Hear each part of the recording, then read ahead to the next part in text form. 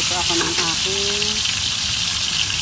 ulam kasi bumaba na naman ang aking BP. Kailangan akong kumain ng pampataas.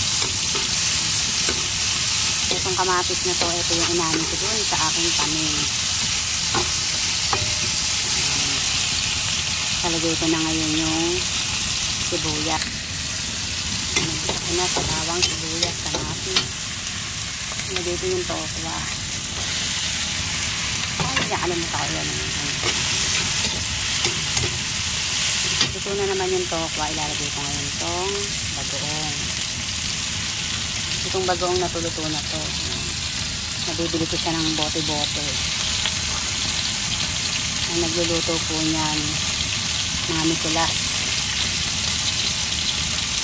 Si Vicky Nicolas at saka si Francis Nicolas. Magsahin. Sa dalawa yung binibilang ko niyan. Ito na, umalat. Bagay itong bagoong nila, hindi siya maalat. Ang bango. Tapos lagyan ko siya ng tubig.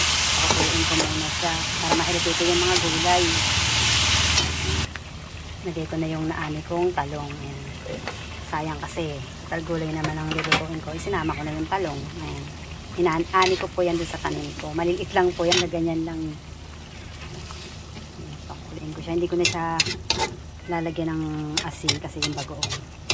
Tapos pag nilagyan ko siya ng chicharong baboy, aalat pa yan. Kaya hindi na ako nagdagdag ng kahit na anong pampaalat. Nilagyan ko siya ng chicharong baboy. May nabibili kasi dito sa amin na ganyan siya. Parang pira-piras. Nilagyan ko na siya dito. Medyo dadagdagan akong konting sabaw kasi matutuyo ito mamaya eh.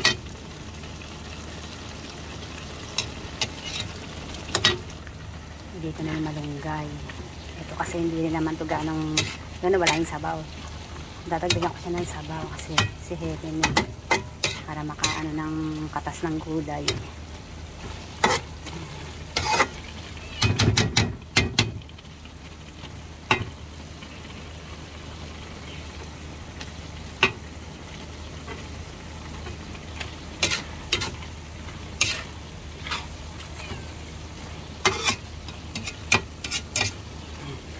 Lang ilagay ko na yung talbos ng kamote.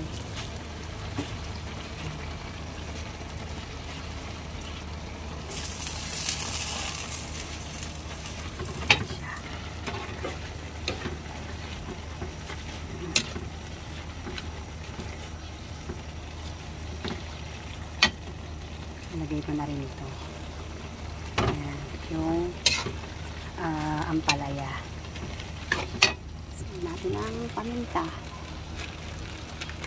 kasi hindi ko siya nalagyan ng paminta eh.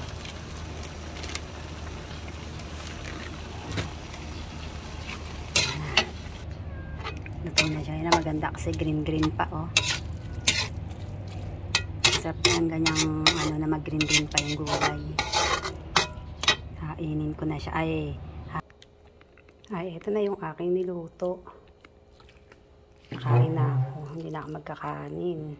Kasi kumain ako kanina yung tira ni Heaven. Ayan siya. Kasi hindi ko siya nilagyan ng kalabasa kasi ang intention ko lang kasing lutuin talaga yung pampataas ng aking dugo kasi bumaba na naman yung aking BP. Ayan. Kaya gulay lang talagang ang nilagay ko kaso meron kasing talong dun sa may tanim ko. Inani ko na rin, sinama ko na rin ito.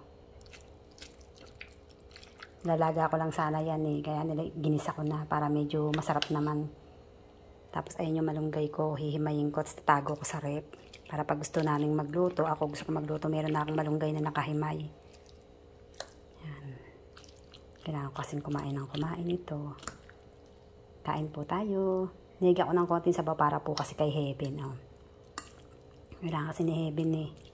Ng katas ng gulay. Ayan. Thank you. Kain po tayo. Kumuha ko ng konting kanin. Sabi daw kakain ng kanin. Ito yung isda nga pala, pang papartner ko. Yung mga pinagtirahan ni Heavy ng sisimutin ko, sayang yan. Nanginayang kasi ako, sisimutin ko siya. Thank you, ayan, kain tayo.